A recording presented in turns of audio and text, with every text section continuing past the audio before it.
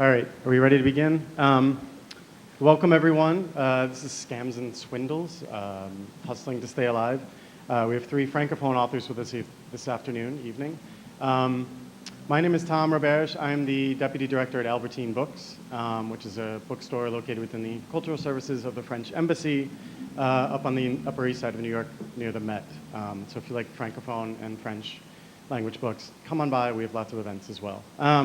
Had to get that plug in, sorry. Before we begin, I should mention that they will be signing their books outside, just outside the room here. Table A, I'm told, and Greenlight, of course, they have plenty of copies of the books just out there, so you buy them and then go to the signing table and they'll sign them for you. And, have a little conversation. So, first, I guess we should start with introductions. Way down there on the end is Fiston Mwanza Mujila, who is from the Democratic Republic of the Congo.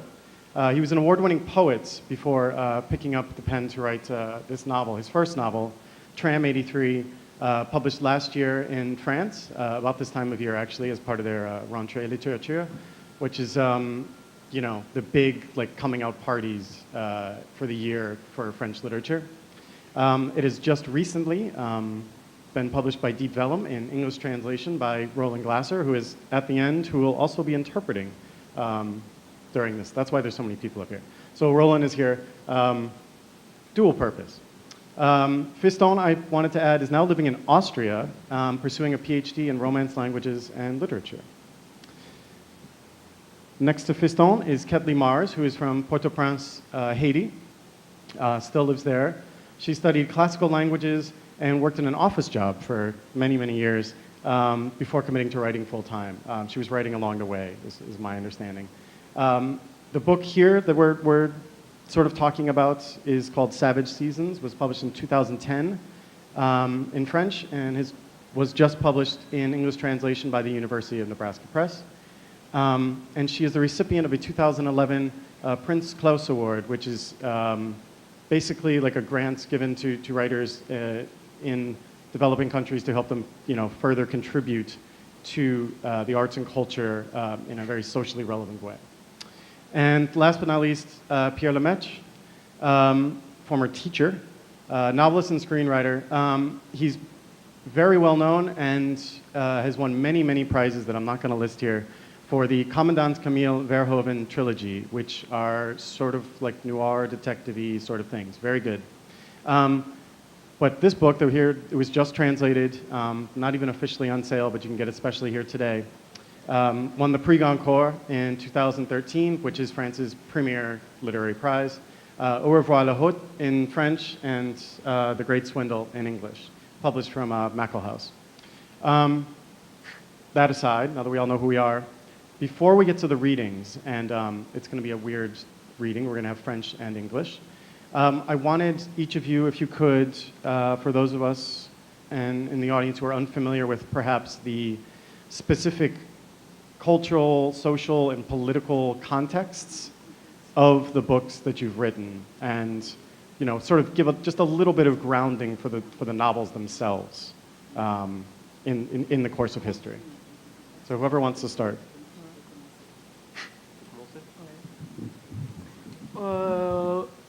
Moi, je suis né au Congo-Kinshasa, qui est une ancienne colonie belge. So I'm born in Congo-Kinshasa, which is a former Belgian colony. Le Congo, en réalité, est né à Berlin parce que c'est à Berlin qui avait eu lieu la répartition, le morcellement de l'Afrique. So the Congo was born in Berlin, which was where a treaty was signed. C'était quelle année? 1885.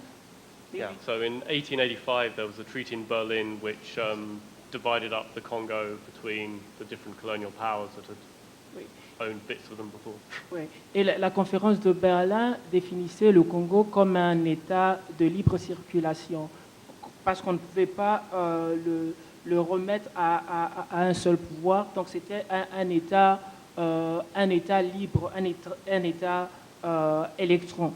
Qu'est-ce que tu dis par libre circulation? libre circulation, c'est dire que n'importe quel empire colonial pouvait avoir des possessions au Congo. Okay. So the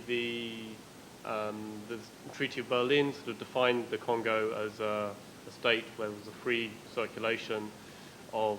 I still don't understand what you mean. Je comprends toujours pas. Un territoire de libre circulation, c'est-à-dire un territoire qui n'existe, les frontières n'existent pas. Donc n'importe qui peut venir au Congo et exercer exploiter des minerais. Okay, so it defined this huge territory of the Congo as a state in which companies from different countries could come in and exploit principally mineral rights and stuff like that. So even though it sort of belonged to Belgium, there was this sort of free access for all. Donc plus d'une centaine d'années après la colonisation, plus d'une centaine d'années après sa création, le Congo n'a jamais été une colonie parce que n'a jamais été un pays parce que des entreprises minières de toutes sortes exploitent les minerais. So even today, even more than 100 years after its establishment as a state, in many ways, not much has changed, and the country is sort of still being exploited for its mineral wealth by companies from all over the world.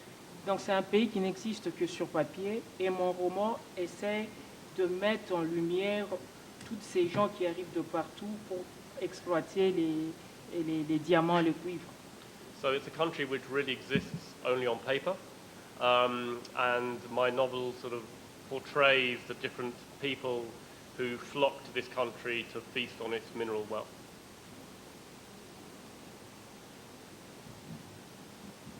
Bonsoir.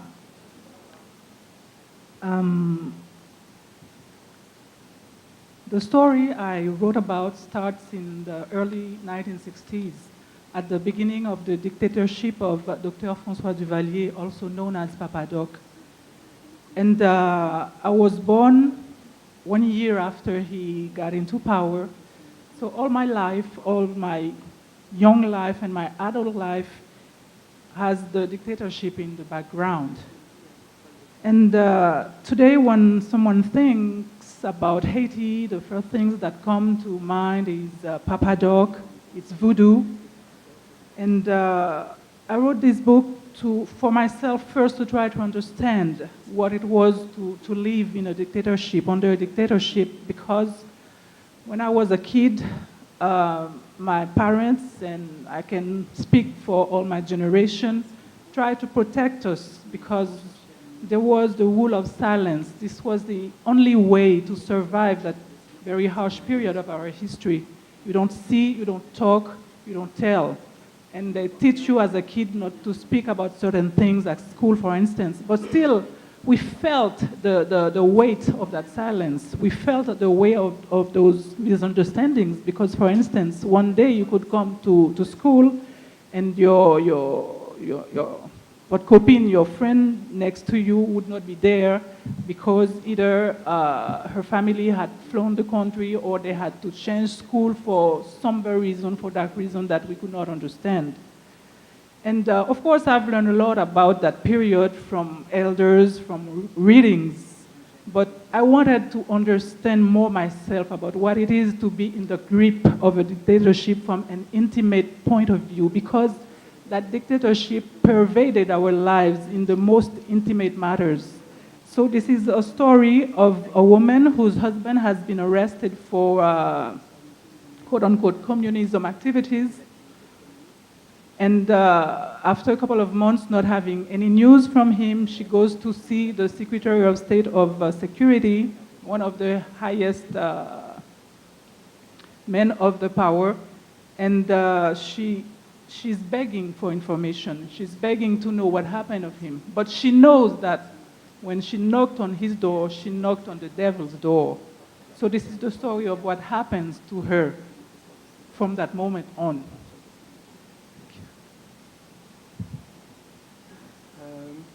Bonjour, bonjour à tous.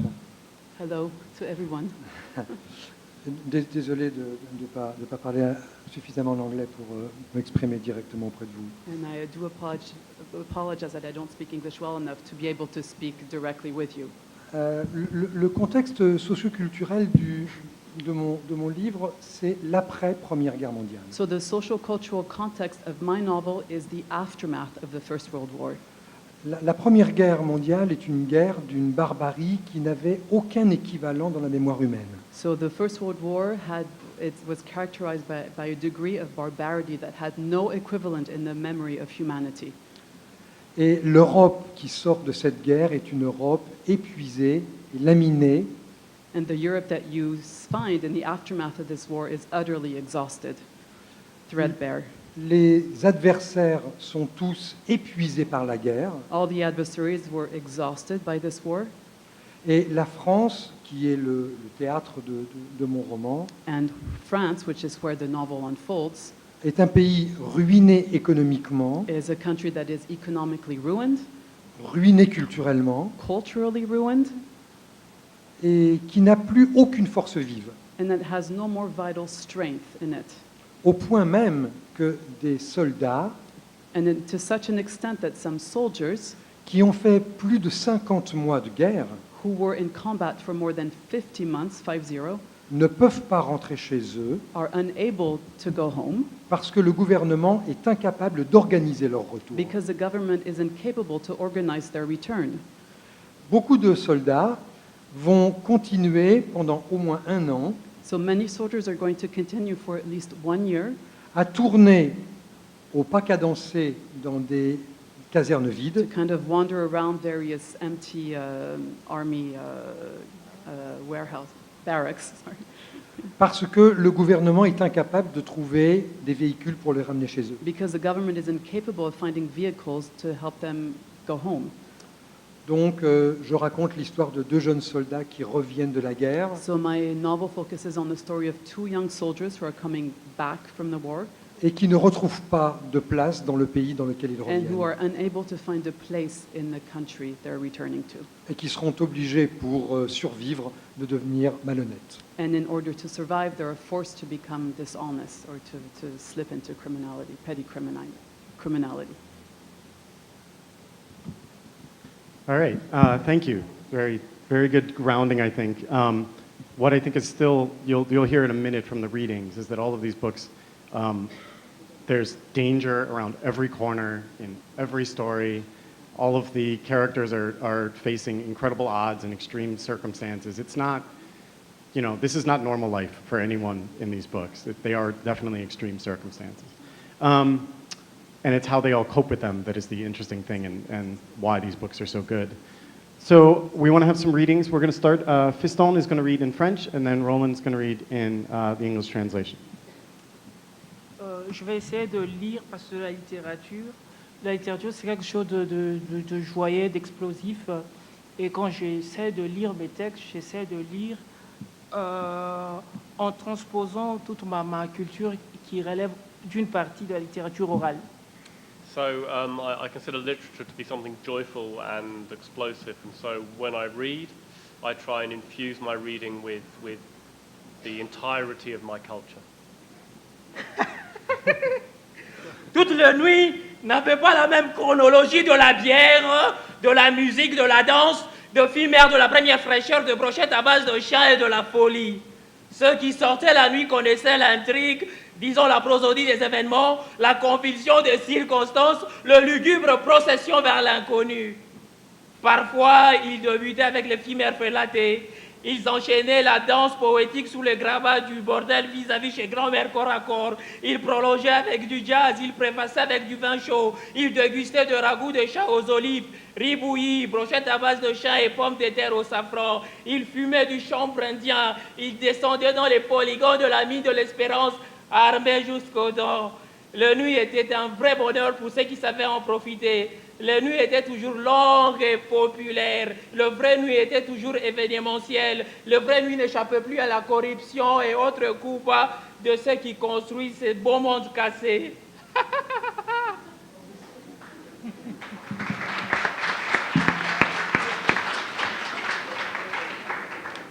That's a tough act to follow, Roland. Not all nights had the same chronology of beer, music, dancing, single mummers in the first flush of youth, dog kebabs and madness. Those who went out at night knew the plot, the prosody of events, the convulsion of circumstances, the gloomy processions toward the unknown.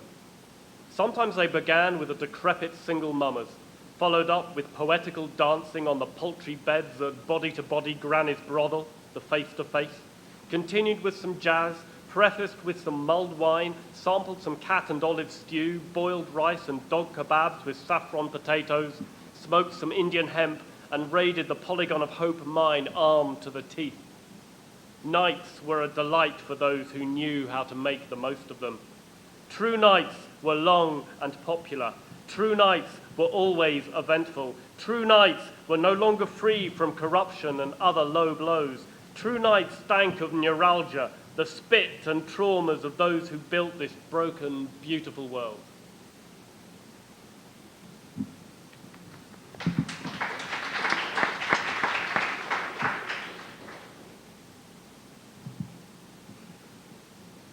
Maggie dragged me to the Paramount Theater.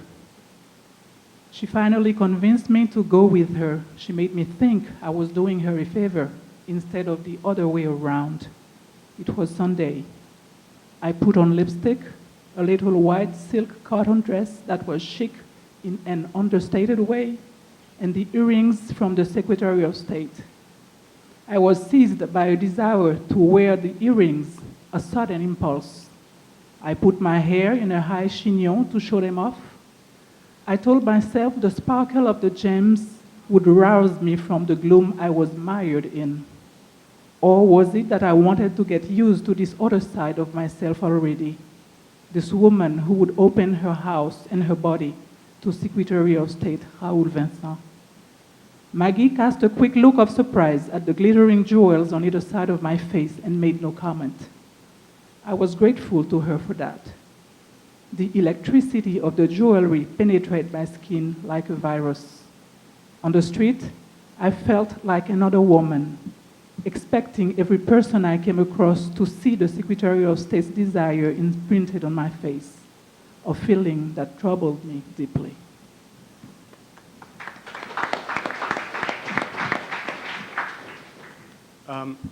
Because no one here remembered to bring a copy of Pierre's book in the French, so he could read. I'm going to read a little bit, just a couple pages of the English translation. This really does you're just going to get thrown into the middle of it, but it is, as Pierre was telling me before, a very lively section, you'll understand. All right, let's see how I can do this. It would be dawn soon. There was not a tree for miles. The cemetery looked like a battlefield. The group followed the mayor, who was muttering, E13, let me see, E17. He knew precisely where grave E13 was. He had spent almost an hour there only yesterday, but to go straight there offended his scrupulous sensibilities. Finally, they came to a freshly dug grave where they saw a coffin covered by a thin layer of dirt. One end had been cleared and raised slightly, making it possible to read the inscription. Ernest Blachier, Brigadier, 133rd Infantry, died in the service of his country, September 4th, 1917. So, Pradelle said. The prefet nodded to the register the mayor was holding open in front of him, like a Bible or a book of spells, and read aloud, Grave E13, Simon Perlat, soldat 2e classe, 8e Army, died for his country, June 16, 1917. He snapped the register shut with a bang. Pradelle frowned. He felt tempted to repeat his question, so? But he allowed the information to percolate, and so the prefet, who in the division of powers between the city and the department was tasked with delivering the coup de grace, spoke up. Your work crews have mixed up the coffins and the graves. Pradelle turned to him, looking puzzled. The work is being done by your Chinamen, the prefet said. They don't even bother to look for the right grave. They just bury the coffin in the first hole they find. Sort it out between yourselves, Pradelle said. I just need to know what to do with my Chinamen, whether to keep them working here or to send them elsewhere. The mayor was distraught. Wait, what? Now I get it. Flip the page. Right, okay. This time Henry turned to Dupree. Why the hell would the damn Chinamen do such a thing? It was the prefet who answered. Because they are illiterate, Monsieur Donné Pradelle. To carry out this task, you have employed men who cannot read. So we haven't really gotten into the plots very much, but basically all of these books, as maybe you can tell from just the little selections, are dealing with very chaotic worlds. In fact, that's what, when I read them all in succession, that's what came across to me, is that there's just chaos and everyone is sort of forced to deal with it in a different way. And you do all deal with it in different ways in terms of tone and style and plotting. I'm wondering if you could just talk about how you sort of channel the chaos into the plot in order to make it, you know, a novel, how to make it a story that unfolds, and what you make of the chaos as it sort of progresses, how it goes from less chaotic to maybe more chaotic throughout the book. C'est bon, compris. Except maybe yours, Fiston. Le chaos Chaos reigns. dans un roman, comment tu fais évoluer ce monde chaotique à travers le roman? Moi, avant d'écrire ce roman, en fait, je viens je dirais, de la poésie, parce c'est mon premier roman. J'ai écrit de recueils de poésie, de pièces de théâtre et de nouvelles. So this is my first novel, but I come from poetry and from theatre, and I've written play texts and poetry and short stories. Donc j'ai utilisé toutes ces énergies-là pour écrire ce roman. So I used all of these different energies to write this novel. Mais il y a d'autres énergies qui viennent, par exemple, du jazz. But there are other energies that come from jazz, for example. Quand j'étais enfant, j'ai rêvé de jouer au saxophone. J'avais envie de jouer au saxophone, mais dans ma vie, il n'y avait pas d'école de musique, il n'y avait même pas de saxophone. So when I was a child, I dreamed of playing the saxophone, but in my town, there wasn't a music school, let alone a saxophone. Et quand je suis devenu adolescent, je me suis rendu compte que la littérature, la langue, est une forme de saxophone. So when I became a teenager, I realized that language can be a kind of saxophone. Et je commençais à travailler, à l'écriture comme une partition. Donc je commençais à composer de textes comme un saxophoniste compose de partitions. So when I started writing like one would a musical score. And so I wrote my texts as if it was a score for a saxophonist. Le jazz était un chaos organisé et j'avais besoin de ce chaos du jazz pour construire le roman. Jazz is organized chaos, and I needed this jazz, this organized chaos, in order to write this novel. Un autre rythme vient du fleuve Congo. C'est l'un des plus grands fleuves au monde. Another rhythm comes from the Congo River, which is one of the longest rivers in the world. Quand j'étais enfant, mon père me disait le fleuve Congo est un fleuve familial. Ce n'est pas le fleuve du pays, c'est un fleuve familial. C'est notre fleuve à nous. When I was a kid, my father said to me, the Congo it's like a family river. It's not just a river, it belongs to us. Et quand je buvais beaucoup d'eau, par exemple, quand il rentrait de son boulot, il me demandait est-ce que tu as déjà est-ce que tu as déjà donné à manger au fleuve Congo? Ou parfois il me disait ne fais pas entrer le fleuve Congo dans ta chambre, tu vas te noyer et Noé ne viendra pas te délivrer. So sometimes when he would come home from work, he would ask me, did you feed the river yet? And make sure that the river doesn't come into your bedroom because you could drown and I won't be able to save you. Donc pour moi, le fleuve Congo m'appartenait. Et quand j'ai buvais beaucoup d'eau, je pensais que j'étais enceinte du fleuve Congo. So I grew up sort of thinking that the Congo River really was part of me, and when I drank water, I felt as if I was pregnant with the Congo River. Et donc il y a le rythme de ma poésie vient de ce fleuve-là parce que c'est un fleuve qui traverse tout le pays avant de se suicider dans l'océan. So the rhythms in my writing really come from this river, because the River Congo crosses the whole country before committing suicide in the ocean. Donc, peut-être à la fin, j'aurais besoin peut-être de 2 minutes juste pour essayer de déclamer quelque chose qui vient du ventre, donc du fleuve Congo. So at the end of this session, if I have time, if I'd like a couple of minutes to declaim a short piece of writing that comes really from this Congo River energy. avec des variations du jazz. with jazz variations.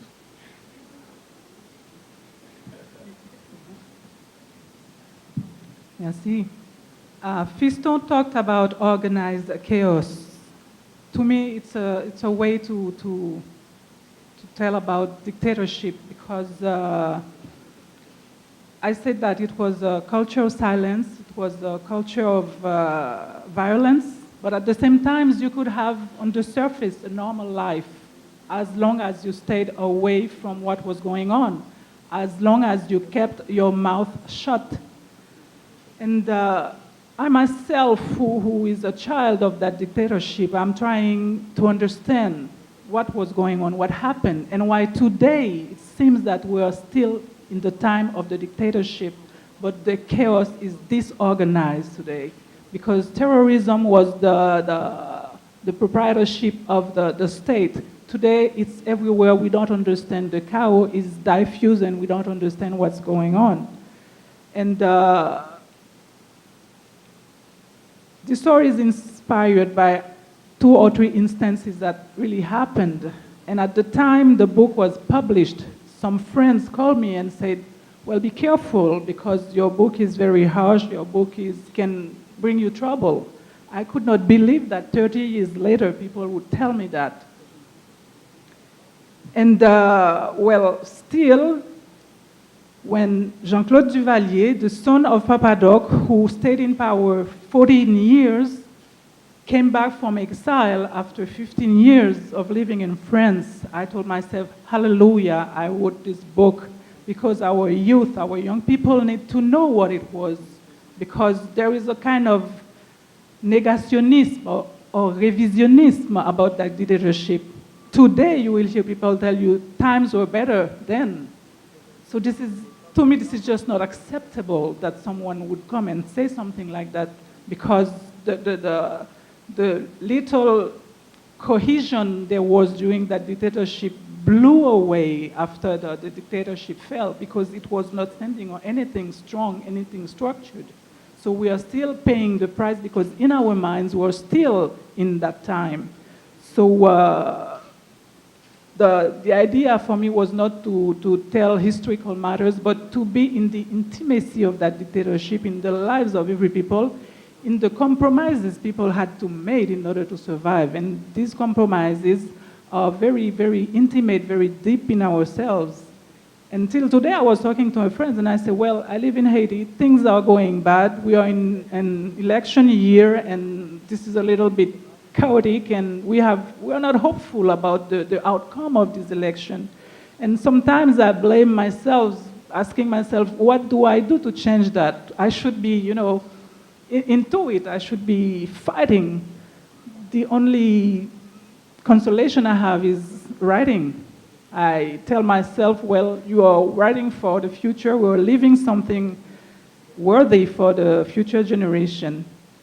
But yes, chaos is everywhere. Yes.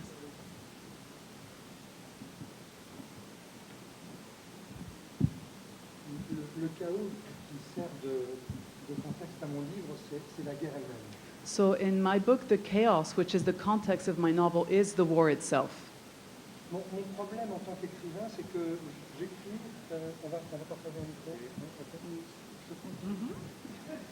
Ça va? Non, mais je te le rendrai. Ça va? Ouais, excusez-moi. Ma grande difficulté, c'est que j'écris pour des gens qui ne connaissent pas la guerre.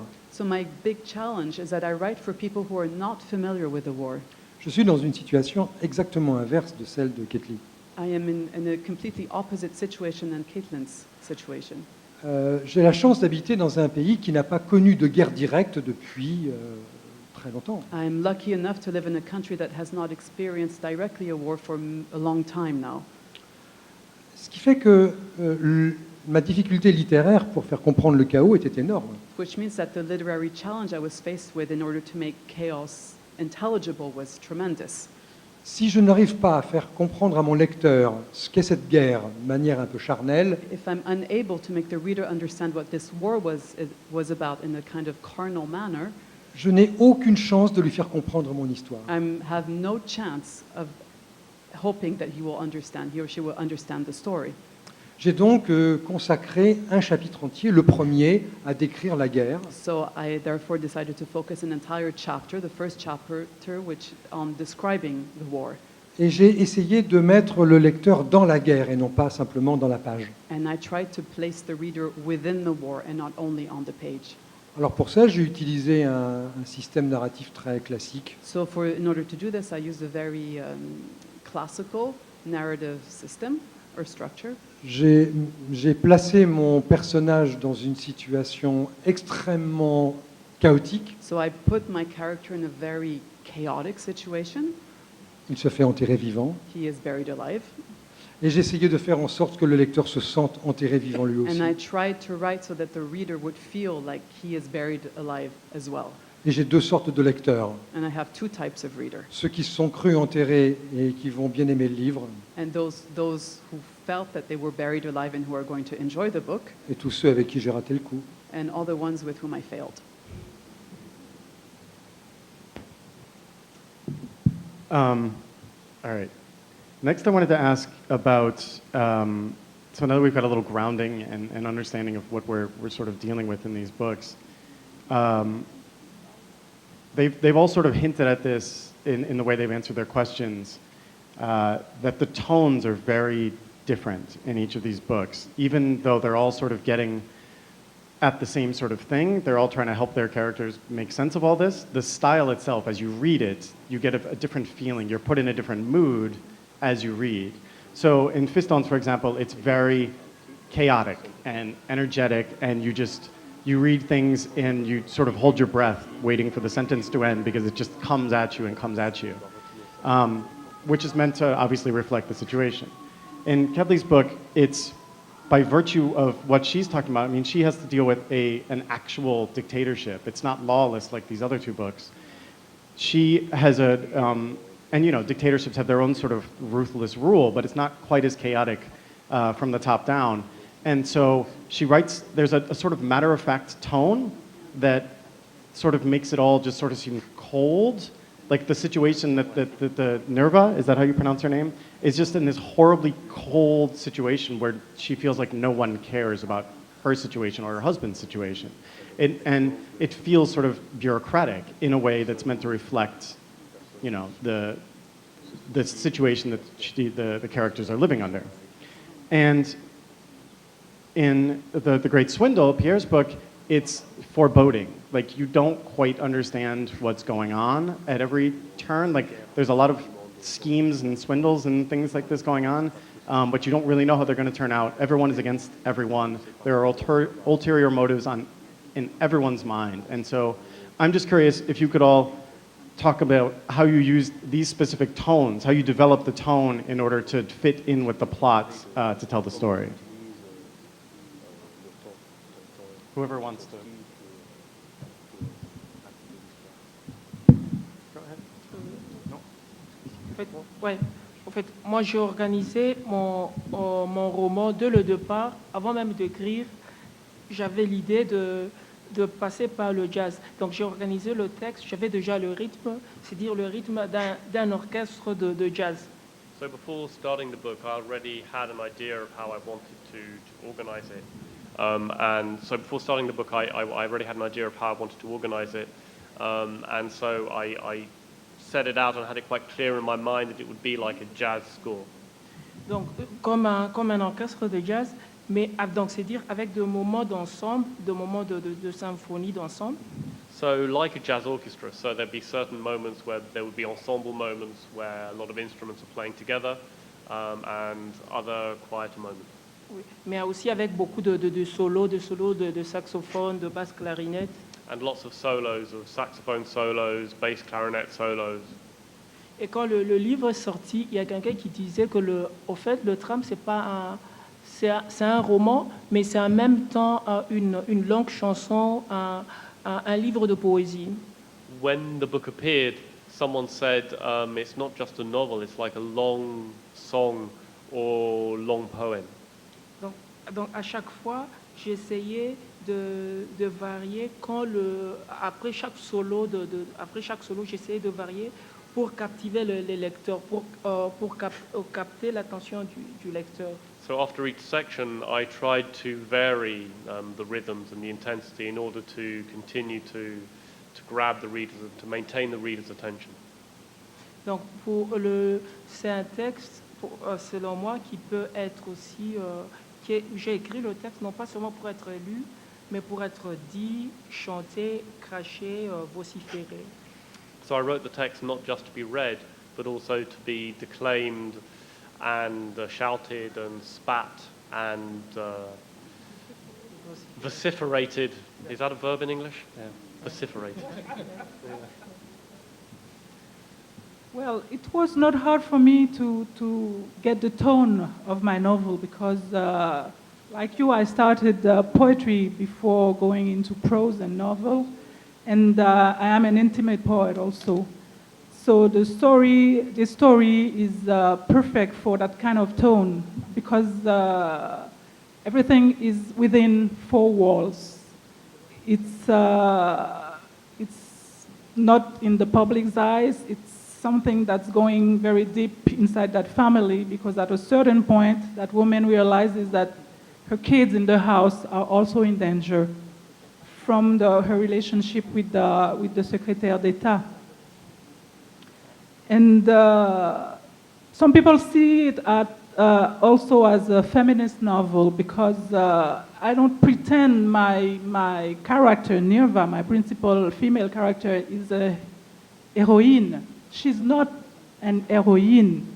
She is surprised herself to discover herself into this relationship because she learns to enjoy her time with the secrétaire d'État. He's making her discover things of herself that she did not know existed. She's appreciating the financial easiness that she's learning after 2 months where things were very hard. Their bank accounts were closed. She had no revenues, no money at all. So, very slowly, very subtly, she's coming to appreciate certain aspects of that guy, to discover him. So, which makes her ambivalence, her ambiguity even bigger. So that's okay for me to be in those shades, not white, not black, but in the gray, not 50 shades, but still gray.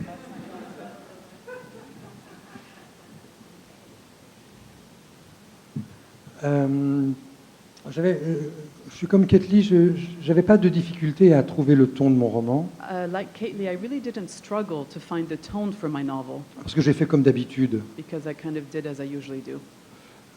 D'habitude, j'écris des romans policiers. Usually, I write police novels.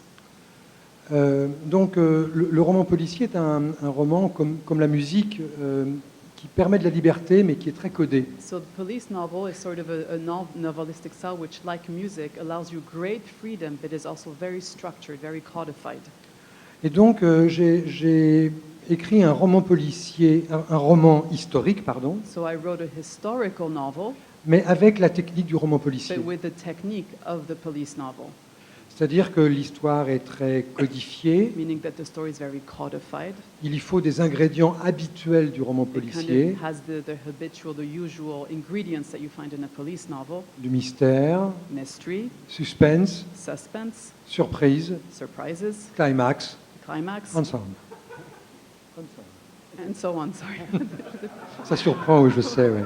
Ouais, ouais. C'est le seul mot d'anglais que je connais, donc The only English word I know. j'ai réussi à le placer, je suis And I très was fier. able to position it, so I'm very proud of myself. Et donc la surprise un petit peu de ce roman, So the surprise of this novel c'était que d'habitude le roman historique n'est pas fait avec les mêmes outils techniques. is that a historical novel is usually not written with these same technical tools. Voilà. Et c'était ce qu'il y avait d'un petit peu nouveau, de relativement nouveau. And this is what was sort of new, what was relatively new about this work. Au fond, ce livre n'était pas un roman policier, In the end, this book is not a police novel, mais il se lisait quasiment comme un thriller. but you kind of read it as you would a thriller. C'est peut-être ce mélange des genres dans lequel j'étais assez à l'aise. And it was maybe this combining of the genre in which I was very comfortable. C'était ma manière à moi d'improviser. It was my own way of creating an improvisation.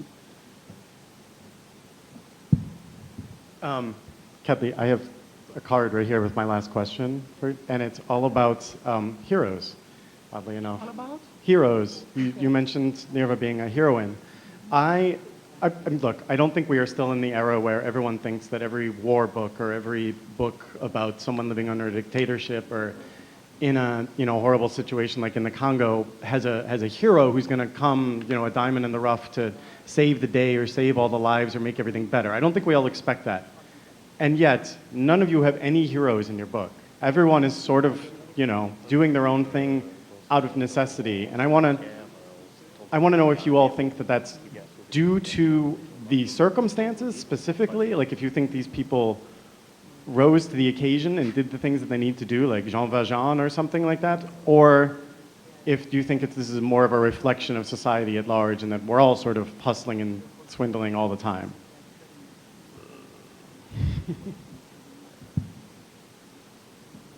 Maybe you want to say. Go ahead. Can you repeat? Repeat the beginning of that because.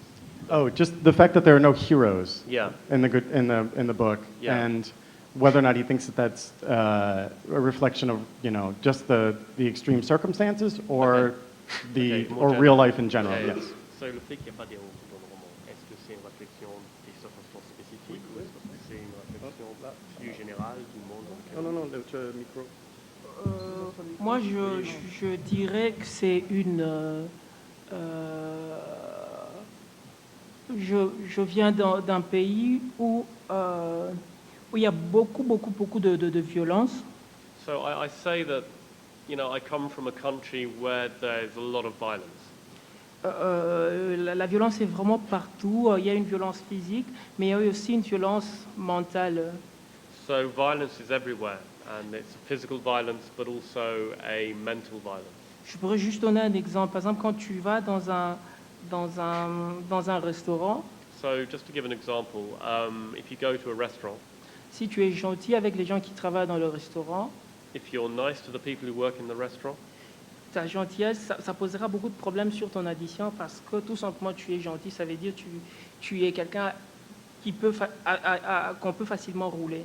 so if you're too nice, that'll, and you'll see the result in the check at the end of the meal, because the fact that you are apparently so nice means that you're obviously much easier to hustle. Et en tant que Congolais, je me dis, il y a lieu d'être optimiste. As a Congolese person, I think there is a place for optimism. Mais comme écrivain, je sais que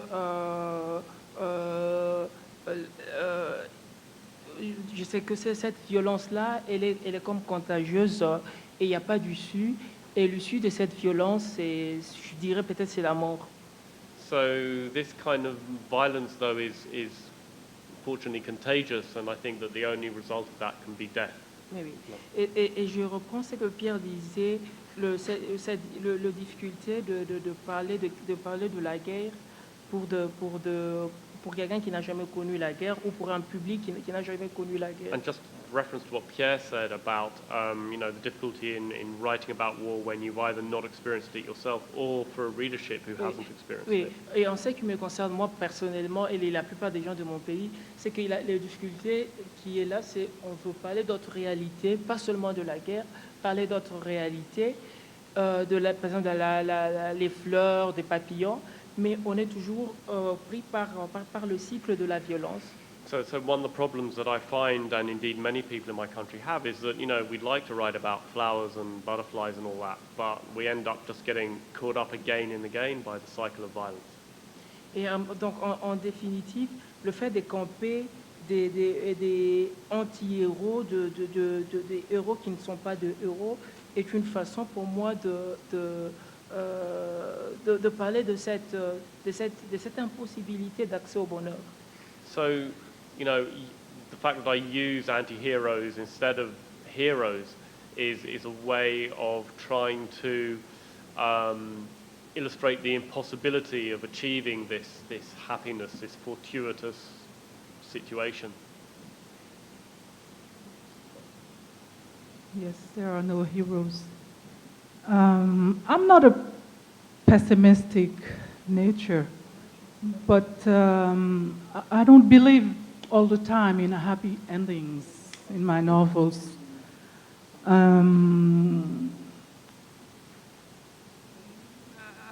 Sometimes I meet readers who ask me, what happened to that woman? What happened to her family? Because I leave the end of the story open. I tell them, well, you decide yourself of her fate. What would you like to have happened to her? I give you that responsibility because there are certain circumstances in life, such as these, where happy ending is just not realistic. Moi, j'ai écrit ce livre pour me débarrasser des... Oh, sorry, I'm so sorry.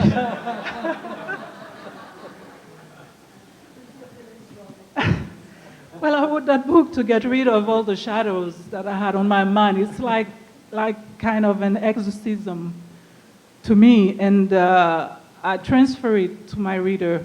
Help me carry those shadows, that burden, and decide for yourself what happened to those people. And, well, my latest novel, though, I tried to have a happy ending, but I don't know if I succeeded in doing it.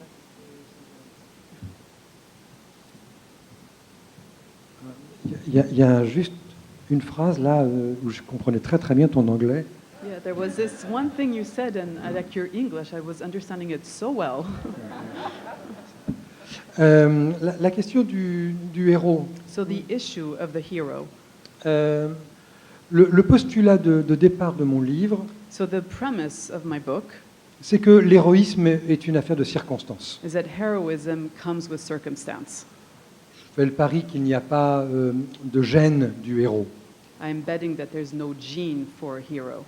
Et que dans une même circonstance, on a parfois de la chance And that, d'avoir la bonne attitude, and that given the circumstances, sometimes you're lucky enough to behave well, on devient un héros, you become a hero, et la malchance d'avoir la mauvaise attitude et on devient un salaud. or you could have the misluck of having the wrong attitude and you become a bastard.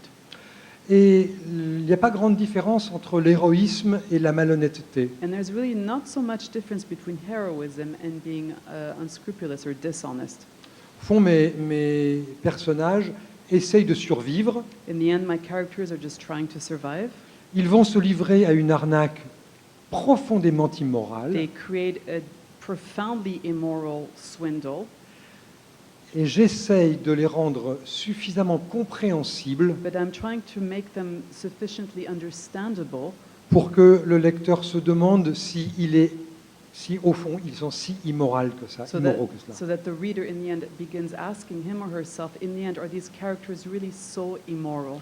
Au fond, ils font des choses très immorales pour des raisons très morales. In the end, they're doing very immoral things for very moral reasons.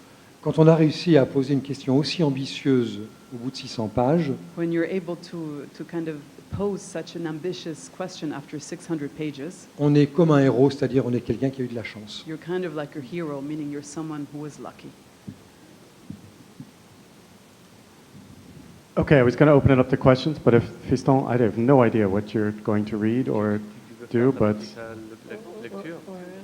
En fait, je vais juste essayer de faire des variations à partir d'une phrase je suis enceinte depuis 17 ans, 36 mois et 2 jours. So I'm going to do like a little jazz variation on a very simple sentence, which is, I've been pregnant for 17 years, 36 months and 4 days? Yeah, 2 days. 2 days. Et l'enfant qui sortira de mon ventre portera un long nom, il s'appellera And the child that will come out of my belly will bear a particular name. Zete Ambila Bazoka Tesokola. Hein? Zete Ambila Bazoka Tesokola. C'est le nom. Oui, oui. Okay, that name. Je suis enceinte depuis 17 ans, 36 mois et 2 jours. Je fais l'amour avec le ciel, j'attends un mioche du ciel. L'enfant qui sortira de mon ventre, ou le fleuve qui sortira de mes tripes, ou l'enfant fleuve qui crachera mon corps saligo viendra avec sa viande remplir mes longues nuits d'insomnie. Il répondra au nom des étés, il répondra au nom des étés, Vive la bazooka des chocolats, je suis enceinte, le prix du Sénat. 36 mois, 2 jours, j'ai fait l'amour avec le ciel, j'attends un nuage du ciel. L'enfant qui sortira de mon ventre, ou le fleuve qui sortira de mes tripes, ou l'enfant fleuve qui cachera mon corps saligo viendra avec sa viande remplie de longues nuits d'insomnie. Il répondra au nom des étés en la bazooka des chocolats. Je suis enceinte depuis 17 ans, 36 mois et 2 jours, j'ai fait l'amour avec le ciel.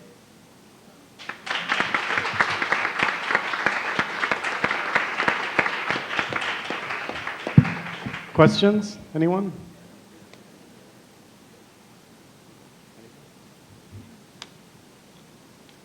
Yes.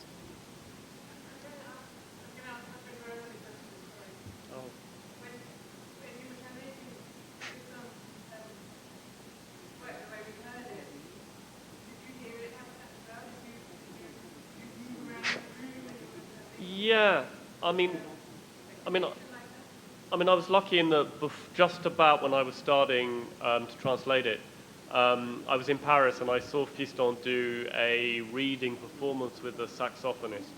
So I already had an idea of like, I mean, I'd read it obviously and I could see that on the page, but I also had that in mind. When I was translating it, I would, you know, before I translated a passage or I began a new chapter, I would read it out aloud to myself. I would walk around the room or the garden and just, you know, read the text, you know, a bit like a kind of cliched rapper style, with na na na na, just trying to get the rhythms in my head. And then when I had, you know, done my first draft, or while I was working on it, I would then read the English text aloud. And, you know, I didn't want to try and, you know, just, I kind of had to make a choice because it was very important that the, you know, the content and the meaning and all of that was in the book. I couldn't just focus on creating something that sort of sounded in English like the French. But, you know, there was very definitely for me, you know, a rhythm, you know, in my mind. Like, you know, in the little section that I read, there's that thing, true nights were this, true nights were that, true nights, you know, paying attention to sounds that were the same and to rhythm and to the differences in rhythm. Any others? Yes, sir.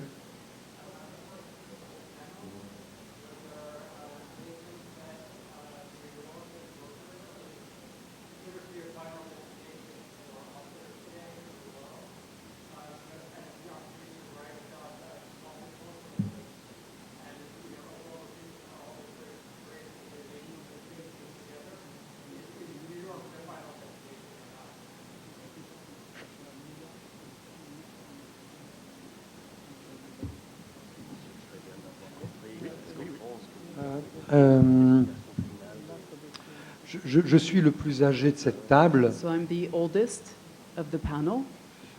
et donc l'idée de terminus m'est assez antipathique. So the idea of a final destination is kind of not such a nice notion for me. J'ai écrit un roman dans lequel il y a beaucoup de morts, So I've written a novel where there are so many deaths, mais j'espère qu'il me reste encore quelques belles semaines devant moi. but I do hope there's still a few beautiful weeks ahead for me. Donc, si vous permettez, Brooklyn ne sera pas le terminus, mais le début. And if you will allow, Brooklyn will not be the final destination, but the beginning. Well, Pierre, I agree with you. Writing, when you write a novel, is like putting a bottle into the sea. There are no limits, no boundaries. You want to reach the end of the world. At the same time, you don't need any end. And recently, I heard from my French editor that my latest novel was finalist of a literary prize in Ivory Coast, and I was so pleased that my book got that far. And it's not Brooklyn, but we are, well, Afro-Caribbean, and you know, just knowing that I'm being read there, we exchange a vibration with them. It's so exciting for me. So, well, it's great to be in Brooklyn because it's my first book translated in English. I've waited long to have it, long time for it to happen, but I look forward so much to so much more.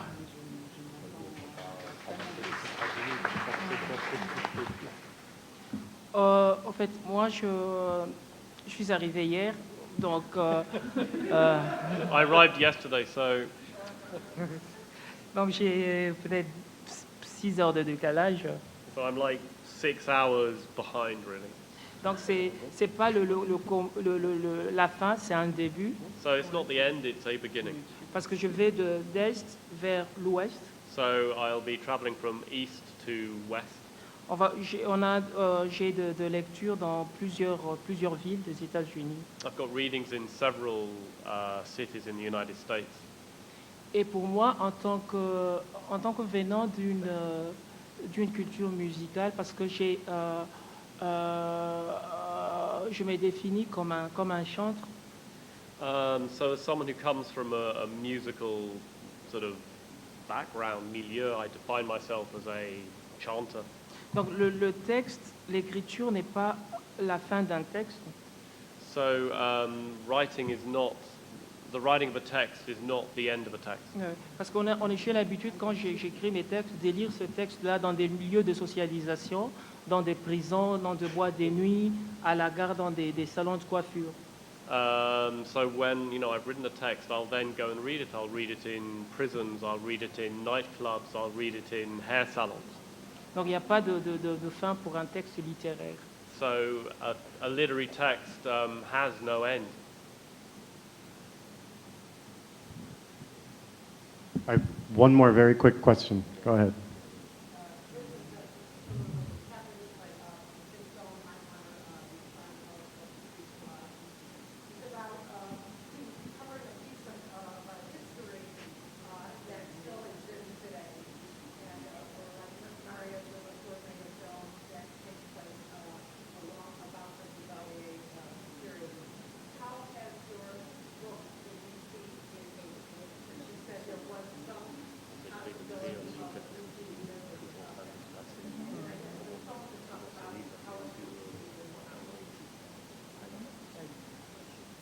Well, since the dictatorship, the Duvalier dictatorship fell 30 years ago, I'm happy to say that the only great benefit is the freedom of speech, freedom of writing. And I'm very lucky to be part of that generation that inherited of that free speech. So it's just an atavism, a reaction of those people to be afraid because we're still somewhere stuck in our heads. But I don't think exactly, but I don't think there was no real reason to be afraid. And the book was well received, except that the first year when I met people on the street, they said, Nirva, she is such and such, the Secretary of State. I'm thinking about such ministers, so I have to clarify for them who is who in the book. But besides that, it was very well received.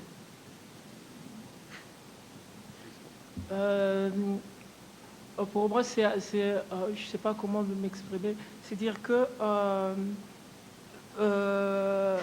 le Congo n'a jamais été une démocratie, donc c'est un pays qui passe de dictature en dictature, parce qu'à chaque régime dictatorial succède un régime dictatorial. So Congo has never been a democracy. There's always moved from one dictatorship to the next. Et la différence entre les gens qui travaillent aujourd'hui dans les services de renseignement et ceux qui travaillent d'hier, ceux qui travaillaient par le passé, So the only difference between the people who worked in the intelligence services of the previous regime and those who work in the current one. ouais, ceux qui travaillaient par le passé, c'était des intellectuels, ils lisaient tout ce qui s'est publié à l'étranger et au pays. The previous ones were intellectuals and they read everything that was published outside the country and inside the country. C'est-à-dire, donc la censure était très à un niveau poussé, parce que c'est des gens qui avaient fait même des études en Europe, ils pouvaient lire même en allemand ou en anglais. So the censorship was really, really advanced. They could read in German, they could read in English, everything that was published. Oui. Actuellement, nous avons la chance d'avoir les gens qui travaillent pour les services de renseignement, c'est des gens qu'on a ramassés par-ci par-là. So today we're lucky that the people who work for the intelligence services, they're just found at random here and there. Donc c'est des gens qui ne lisent pas. They're people who don't read. Et donc du coup, il y a une certaine liberté d'expression parce que ces gens ne lisent pas. Donc, So there's a certain kind of freedom of expression because these people, they just don't read. par exemple, quand j'ai fait mes lectures, par exemple dans ma ville comme Lubumbashi, So when I gave readings in my hometown of Lubumbashi, Tu vois, il y a des policiers, des fois, qui viennent, qui te demandent qu'est-ce que tu disais. so there were policemen that sort of would come up at the end and say, so yeah, what were you talking about? Et puis, ils disent tu as une belle voix. They say, yeah, you know, you got a lovely voice. All right. Thank you, everyone. And thank you to the authors and interpreters as well, Isabel.